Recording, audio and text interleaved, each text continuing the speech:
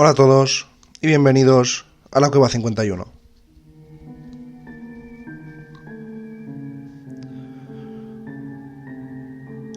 Imaginaos un bosque australiano. Australia, que es de grande como el 70% de Europa, tiene multitud de lugares idílicos, de naturaleza exuberante, de bosques, y por eso muchísima gente se va de mochileros, se va de excursión a esos bosques tan inmensos. Todo empezó cuando un grupo de excursionistas franceses empezaron a oír, más que a oír, a oler un fuerte olor a algo podrido.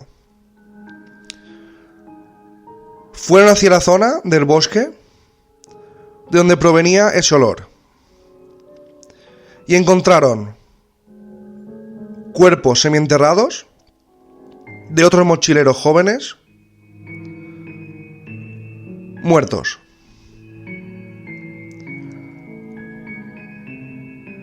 Y llamaron a la policía. Y así es como empezó la investigación para encontrar a uno de los peores asesinos en serie de Australia.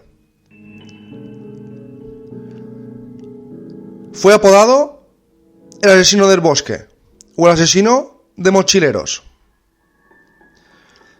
Y pronto se supo, gracias a unas cámaras de seguridad y a una chica que se había escapado de este monstruo y dado algunas claves para saber cómo era esta persona y quién era. Gracias a eso se pudo detener a Ivan Milat. Y además de detenerlo, él siempre negó que había matado a alguien. Este hombre fue condenado a un par de cadenas perpetuas. Pero empezamos por el principio. Ivan Milat nació en Nueva Gales del Sur, un 27 de diciembre de 1945. Creció en un núcleo familiar con muchos problemas y violencia. Tenía 14 hermanos. Su padre era ucraniano y su madre australiana. El padre se dice que era muy estricto y muy severo, y ya de pequeño le enseñó a disparar y a cazar.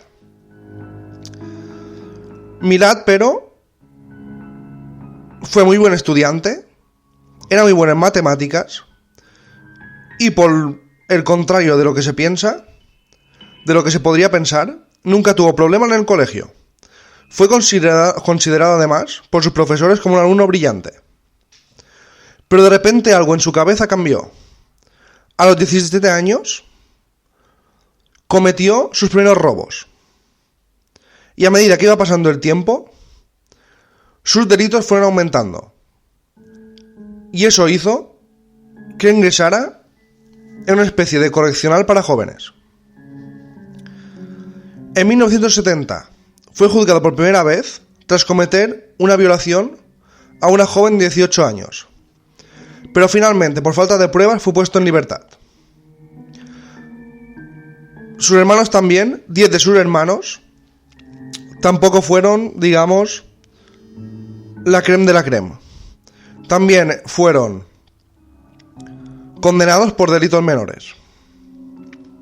Pero algo ocurrió en su cabeza cuando se hizo adolescente. Y a partir de los 18 años, sus fechorías, sus delitos fueron en aumento.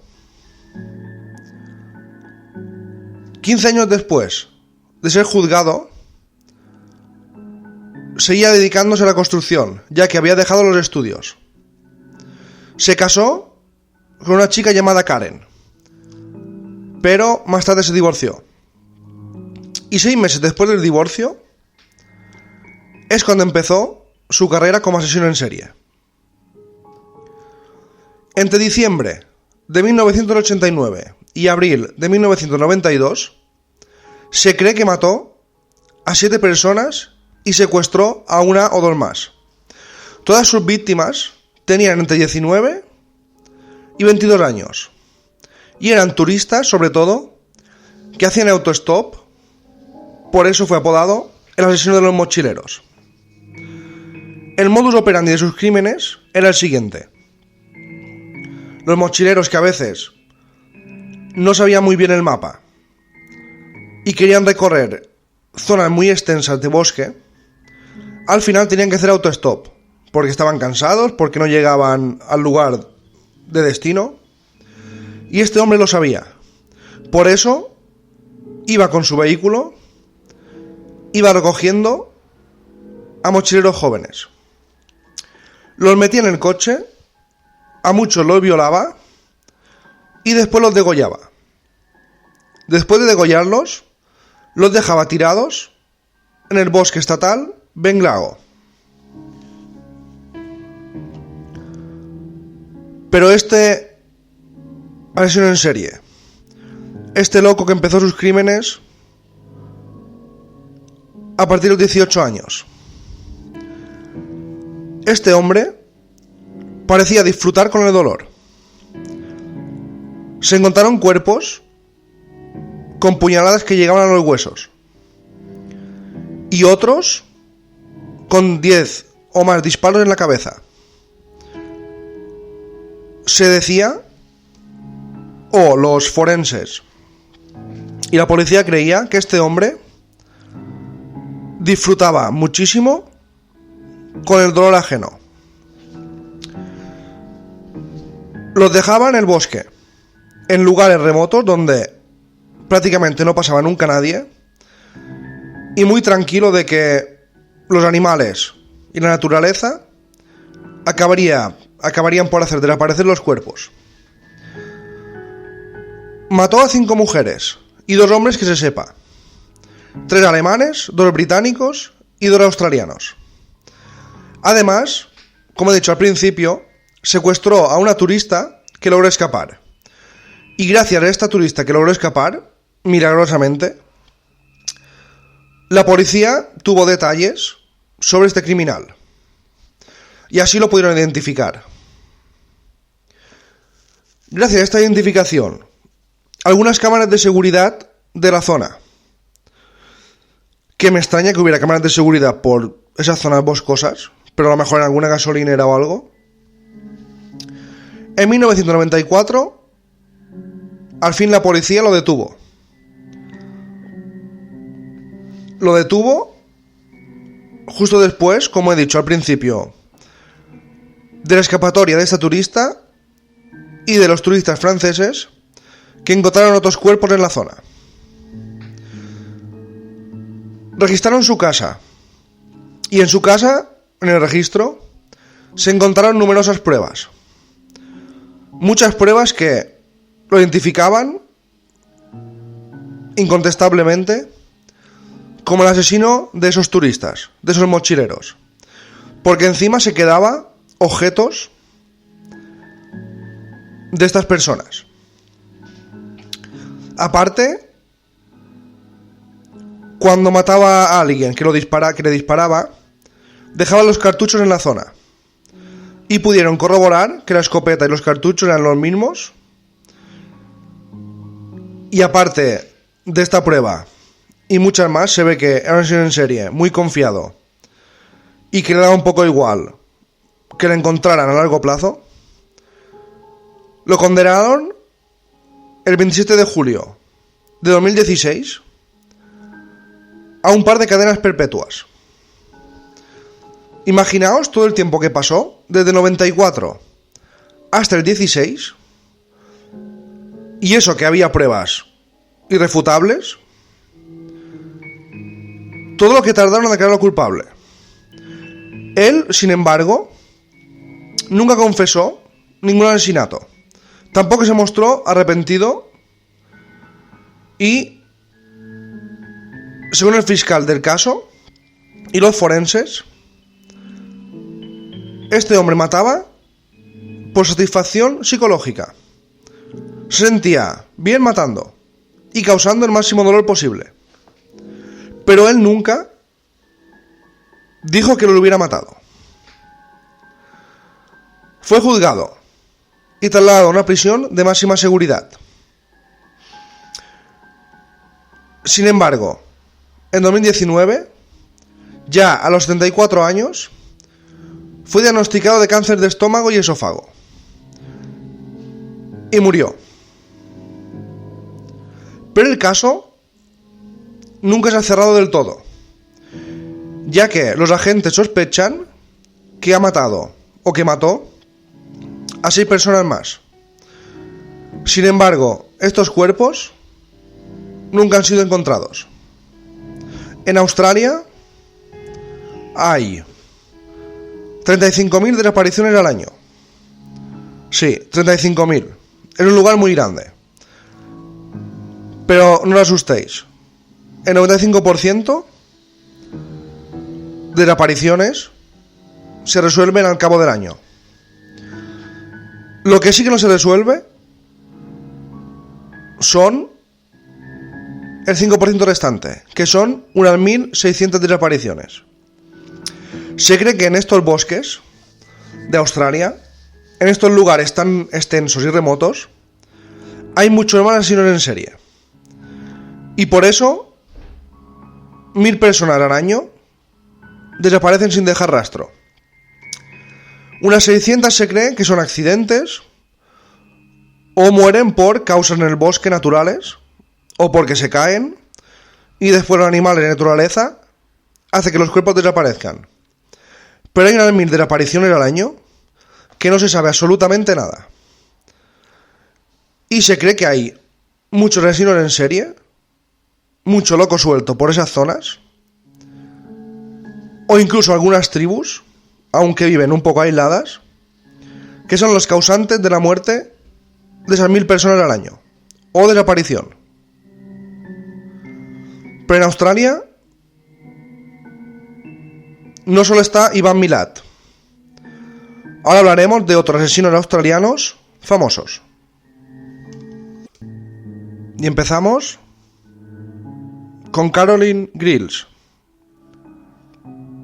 Entre 1947 y 1953 se cree que mató a 4 personas. Era conocida como la tía Talio, porque envenenó con talio, una especie de veneno, a su madrastra, una cuñada y otros 2 parientes políticos en Nueva Gales del Sur, para poder apoderarse de sus pertenencias. Fue sentenciada a cadena perpetua. Eric Edgar Cook, conocido como el monstruo de Nedlands, asesinó a unas 8 personas al azar en Perth, Australia. La mayoría de sus crímenes ocurrían cuando entraba en casas. Entraba en habitaciones y estrangulaba, apuñalaba o disparaba, o incluso con un hacha los mataba a sus ocupantes. Llegó a violar algunos cadáveres de las víctimas. 2 de sus víctimas murieron cuando les disparó desde fuera, a través de la ventana. Murió ahorcado en 1964. William MacDonald, conocido como el Mutilador, en 1961 y 1962, en estos 2 años mató a unas 5 personas. Era un inmigrante inglés. Mató a 5 personas sin hogar, en los estados de Queensland y Nueva Gales del Sur. Atraía a sus víctimas con engaños a sitios apartados y los mataba a golpes. Fue sentenciado a cadena perpetua. Christopher Worrell y Jane Miller. Entre 1976 y 1977 mató a 7 personas. Era un depredador sexual.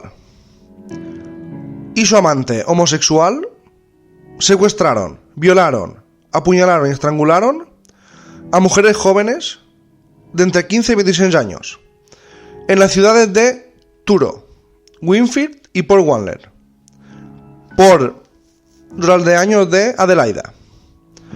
Abandonaron sus cuerpos en un matorral cercano. Ambos son conocidos como los asesinos del Turro. Fueron sentenciados a cadena perpetua. Paul Stephen Hake, entre 1978, 1979 y 1991, mató a unas 7 personas en Victoria. En el 78, mató a tiro a una mujer de 58 años y a un hombre de 45 durante un violento asalto. Posteriormente, asesinó a personas que, según él, sabían mucho sobre sus crímenes. A un cómplice, a la exnovia de este y a su hijo de 10 años. Le disparó a todos. Finalmente mató a su propia novia. Capturado y condenado a cadena perpetua, este preso, en 1991, estranguló a su compañero de celda. Helen Patricia Moore, entre 1979 y 1980, se cree que mató a unas 3 o 4 personas. Era una niñera y con solo 17 años asfixió hasta la muerte a los niños pequeños de los que cuidaba en Sydney. También mató a su prima de 16 meses de edad y a su hermano de 7 años. Fue sentenciada solo a 13 años de cárcel. Los cumplió íntegramente y volvió a salir en libertad. Inexplicablemente, pero sí, salió en libertad a los 13 años y tenía 17. O sea, con 20 y pocos ya estaba otra vez libre y quién sabe si ha matado a más niños. Un día hablaremos de eso en lo que va 51. De condenas de asesinos que tienen que estar cadena perpetua toda su vida y a los pocos años están en libertad. Y no es culpa de la policía, ni de investigadores, ni de jueces. Es culpa de las leyes que, según qué países, te dejan salir libre por buena conducta. Nos vamos a 1986. David y Catherine Brain, conocidos como los asesinos de la Casa de los Horrores de Morehouse, condujeron con engaños a mujeres jóvenes de entre 15 y 35 años de edad a su casa de Perth. Ahí las tenían secuestradas, las violaban y las estrangulaban. Ambos fueron sentenciados a cadena perpetua. Kathleen Folgrip, entre 1989 y 1999, mató, ahogándolos hasta la muerte, a sus 2 hijos pequeños de entre 19 días y 19 meses, nacidos en Nueva Gales del Sur, en arrebatos de ira, al verse superada por tener que cuidar de ellos. Fue sentenciada a 30 años de prisión.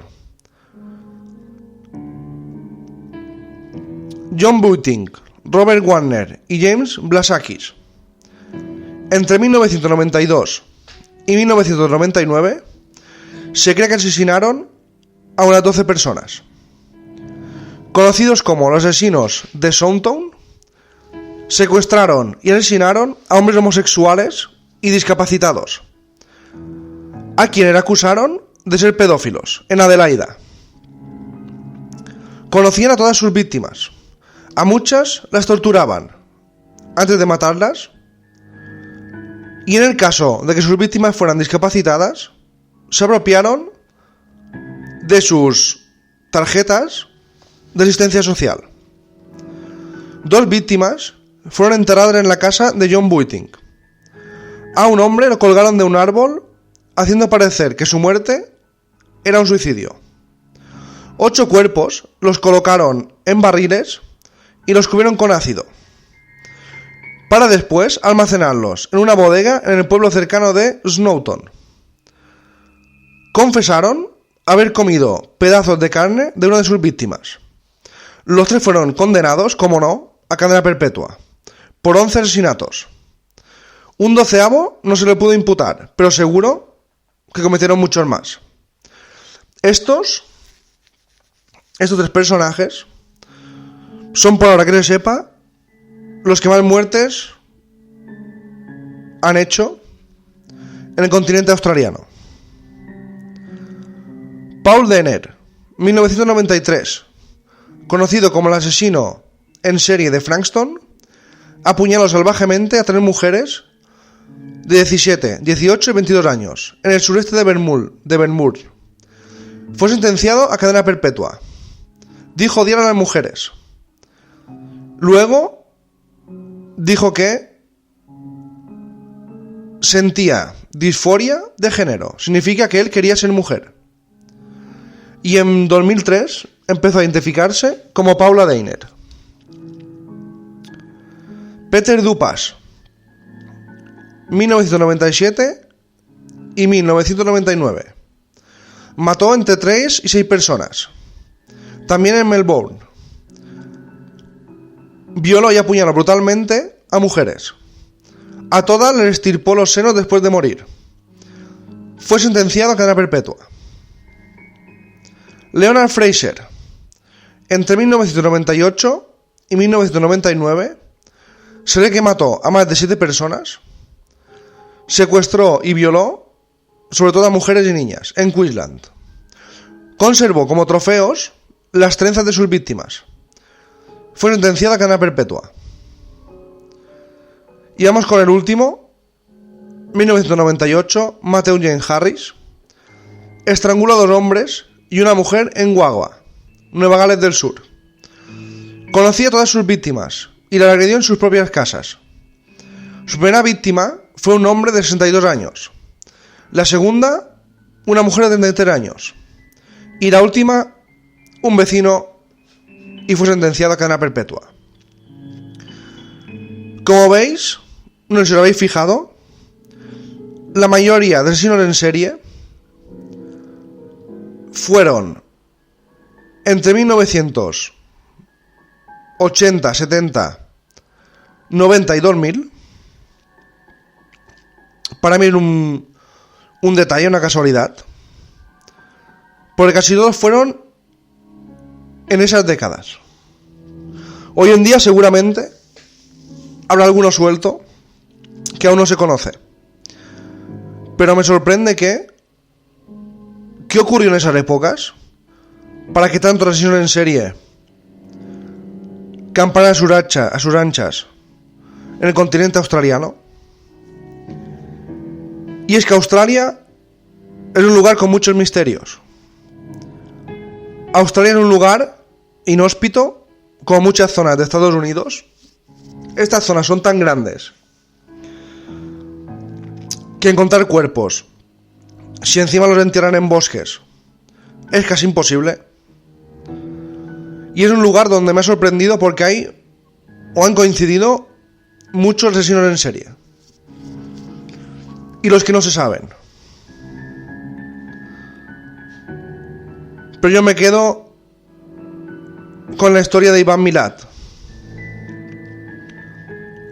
Imaginaos el horror de ir paseando de excursión por un bosque,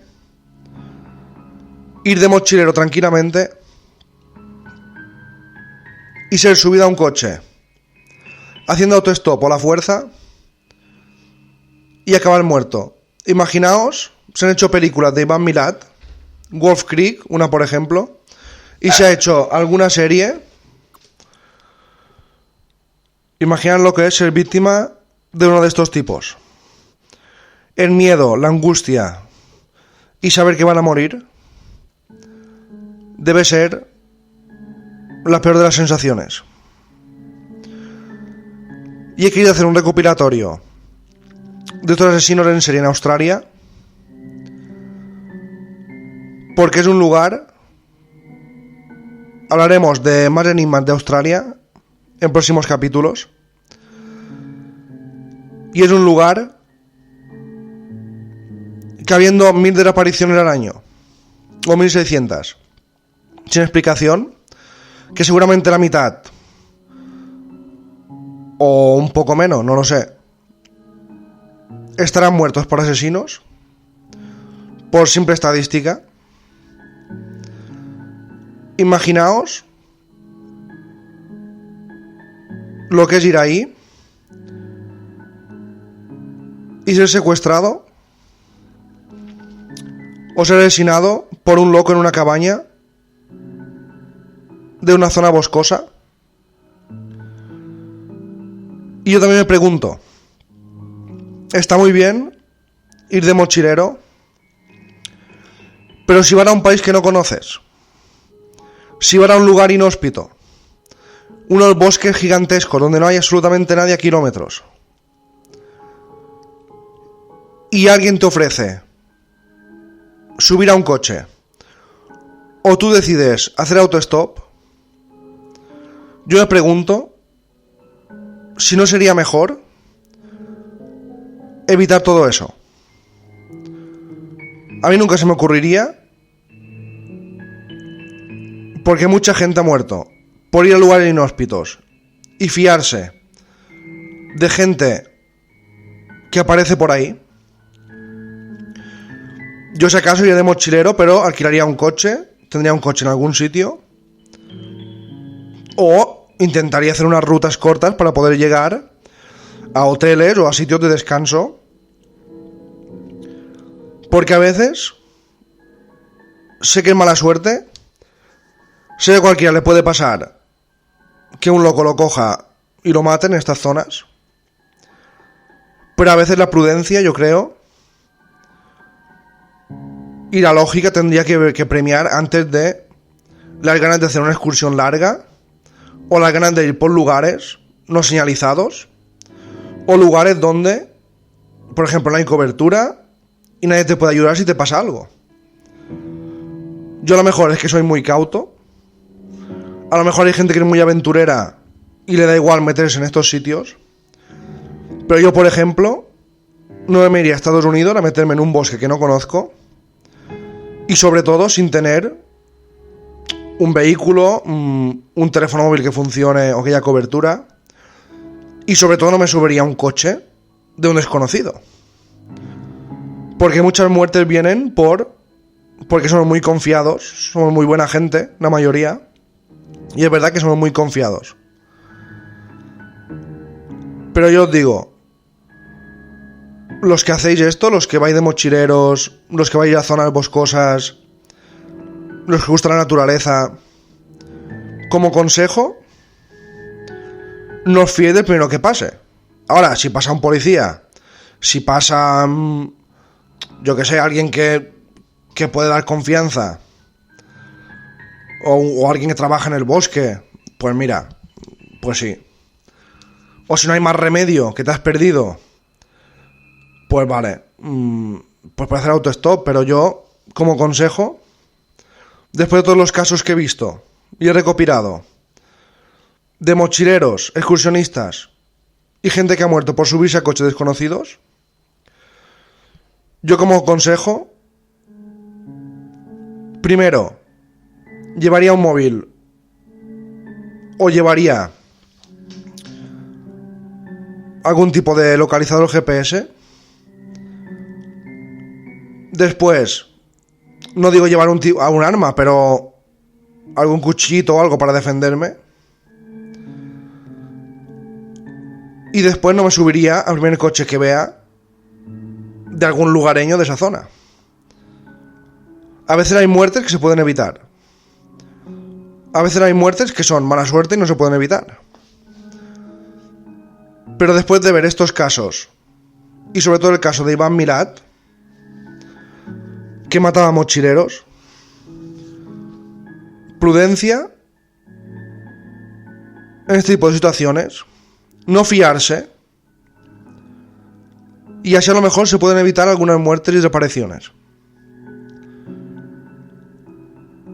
Ir de mochilero y de excursión está bien, tampoco importa hacer 100 kilómetros, tampoco es necesario jugarse la vida para hacer una excursión.